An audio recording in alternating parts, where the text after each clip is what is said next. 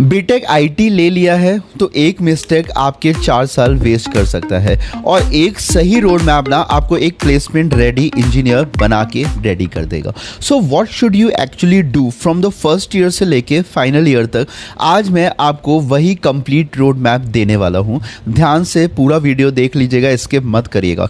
Hello everyone and welcome back to my channel. अगर आपने BTech information technology या BTech IT में admission लिया है या लेने वाले हो तो सबसे पहले एक कंफ्यूजन मैं क्लियर करना चाहूँगा कि बहुत स्टूडेंट्स क्या सोचते हैं पता है कि सर आईटी में हूँ मैं, क्या मुझे सीएसई स्टूडेंट्स के कंपैरिजन में कम अपॉर्चुनिटीज़ मिलेगी? Generally no. सॉफ्टवेयर इंडस्ट्री के पर्सपेक्टिव से ना सीएसई और जो आईटी में काफ़ी ओवरलैप होता है। आप software development, web development, cloud, cyber security, data, DevOps और many other technology roles target कर सकते हैं, ठीक है। But there is one condition, क्या होती है वो? Your branch gives you the opportunity and your skills decide how far you go. इसलिए मैं आपको ना एक ईयर बाय ईयर एक रोड मैप दूंगा, क्या सीखना है, कब सीखना है, प्रोजेक्ट्स कब बनाने हैं, इंटर्नशिप्स कब टारगेट करनी है और प्लेसमेंट प्रिपरेशन कब से स्टार्ट करनी है।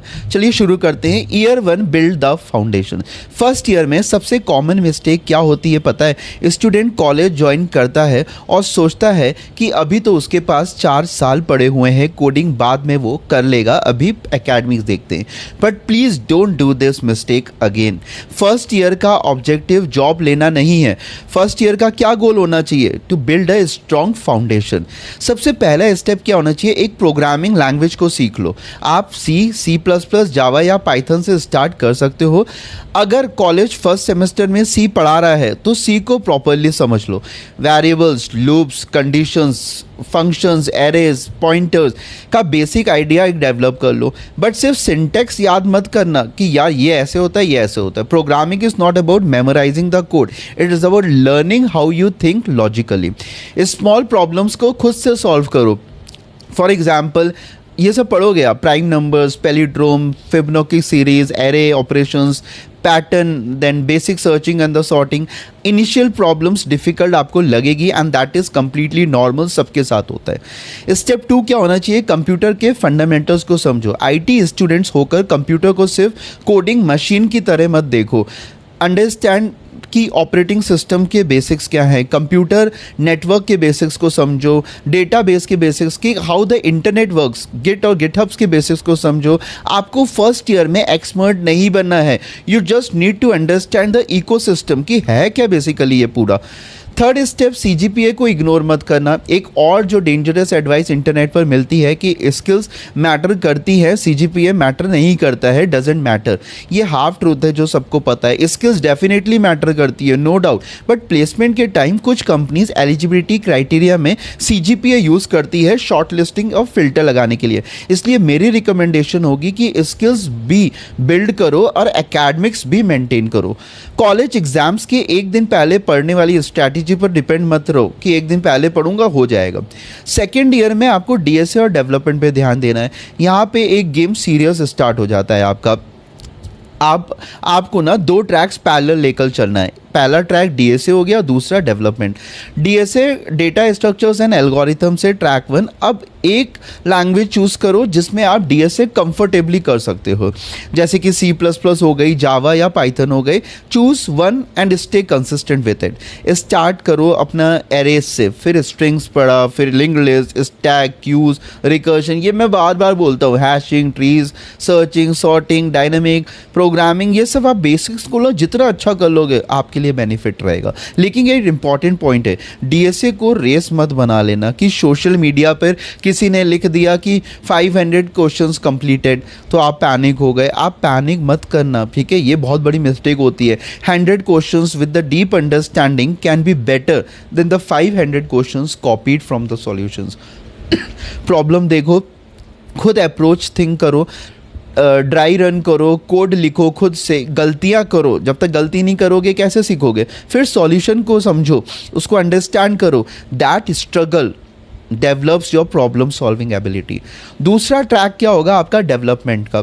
सेकेंड ईयर में आपको कुछ बनाना भी स्टार्ट करना चाहिए, सिर्फ सीख ही नहीं रहे। अब चूज़ कर सकते हो वेब डेवलपमेंट, HTML, CSS, जावा स्क्रिप्ट, रिएक्ट, बैकएंड का डेटाबेस, या आप क्या कर सकते हो कि आप ऐप डेवलप कर सकते हो, Flutter, react, native, Android development पे जा सकते हो, या अगर इंटरेस्ट है आपका जेन्युइनली तो डेटा या AI को साइड बाय साइड कर सकते हो, जिसमें पाइथन, नमपाई, पांडास, डेटा का विजुअलाइजेशंस, ML के फंडामेंटल्स आ जाते हैं। बट एक वार्निंग है कि सब कुछ एक साथ मत सीखना, कुछ नहीं कर पाओगे।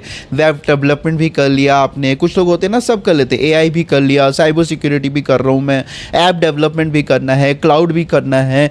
ऐसे करोगे ना तो क्या होगा, 6 महीने बाद 20 टेक्नोलॉजीज के नाम पता होंगे आपको, लेकिन एक भी सॉलिड प्रोजेक्ट्स नहीं होगा आपसे। Choose one direction and go deep enough to build something useful. Projects, tutorial से प्रोडक्ट तक का सफ़र कैसे तय करना है। सेकेंड ईयर का एंड तक आइडियली आपके पास 2-3 डिसेंट प्रोजेक्ट्स होने चाहिए। और प्रोजेक्ट्स का मतलब सिर्फ यूट्यूब ट्यूटोरियल कॉपी पेस्ट करना नहीं है। सपोज आपने ट्यूटोरियल से एक्सपीरियंस ट्रैकर बनाया, गुड, वेरी गुड। अब उसमें अपनी फंक्शनैलिटी भी ऐड करो ना। देखा कुछ नया क्या कर सकते हो, कैटेगरी वाइज स्पेंडिंग बना सकते हो, मंथली रिपोर्ट्स, लॉगिन का सिस्टम अलग कर दो, ग्राफ्स, बजट का अलर्ट्स दे दो। Tutorials gives you the starting point but innovation makes the project yours. अपने प्रोजेक्ट्स को गिटहब पर अपलोड कर दो जो बनाया है, रीड मी प्रॉपरली लिखो, ठीक है। प्रोजेक्ट का वर्किंग डेमो पॉसिबल हो तो उसको डिप्लॉय भी करना, because eventually you need the proof of work. अब थर्ड ईयर में ना करियर बिल्डिंग स्टार्ट करो।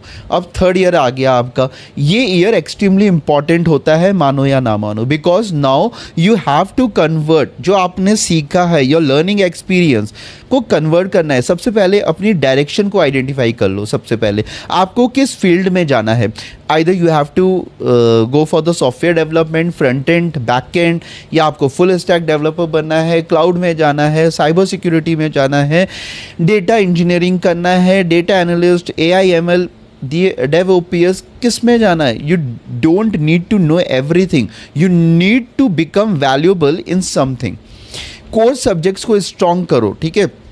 प्लेसमेंट्स और इंटरव्यूज़ के पर्सपेक्टिव से कुछ सब्जेक्ट्स इंपॉर्टेंट होते हैं, ये नोट कर सकते हो आप, जैसे कि DBMS हो गया, SQL, नॉर्मलाइजेशन, ट्रांजैक्शंस, कीज़, फिर ऑपरेटिंग सिस्टम्स हो गया, प्रोसेस हो गए, थ्रेड्स हो गए, शेड्यूलिंग, मेमोरी मैनेजमेंट, डेडलॉक्स, फिर आपका आ जाता है कंप्यूटर नेटवर्क्स आ जाता है, जिसमें TCP, IP, HTTP, DNS, IP एड्रेसिंग्स, UPS के कॉन्सेप्ट, देन क्लासेस हो गए, उसमें ऑब्जेक्ट्स, इनहेरिटेंस, पॉलीमॉर्फिज्म, एब्स्ट्रैक्शन। ये सब्जेक्ट सिर्फ ना सेमेस्टर पास करने के लिए मत पढ़ो, ये इंटरव्यू में भी बहुत काम आने वाले। Interviews can test whether you actually understand how software and computers work और नॉट।